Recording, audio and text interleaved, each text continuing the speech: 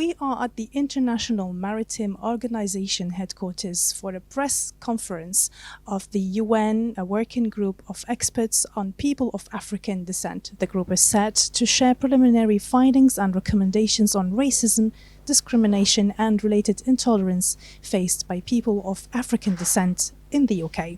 I think our findings, for me, maybe this is a bit of my opinion, but our findings with respect to the administration of justice, the over policing of certain communities, rampant stop and search. We heard about quite a lot of strip searches, real affronts to people's dignity, and ways that they're being caught up into criminal prosecutions, often based on little or no discernible actual criminal activity, these sort of joint enterprise prosecutions. These to me are of urgent concern and really require immediate attention by the government. We know that Black students are disproportionately excluded from school. This stigmatizes them, but it also takes away their capacity to develop their own social capital and also to keep up with the curriculum, as well as the stigma that they have to face. And so if it's a temporary exclusion, it's not easy for them to re-enter the school situation and regain the time lost. We are advised that the government has formulated mechanisms and remedies, or the Home Office has actually come up with remedies and structures for remedies.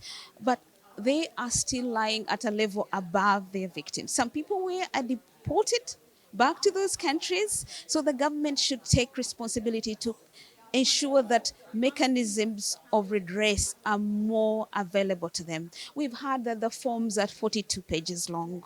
They have no guidance on how to fill these forms. We've heard from lawyers that they themselves are not always sure what is required as to whether they are actually complying with requirements. So there are still barriers in accordance with that. But do appreciate the government for coming up with a channel that is open, but encourage it to make it more accessible. We urge, as you'll see when we post our preliminary observations and recommendations, we urge the government to implement its own recommendations and very concretely to secure the normalization, and again that's my word, of the status of not just the Windrush generation but their descendants, particularly people, elderly people who some have already passed away, some who can pass away because of age and infirmity, that we help these people, that you help, that the government has a duty to help them normalize the situation. They were brought here, they were invited to come here.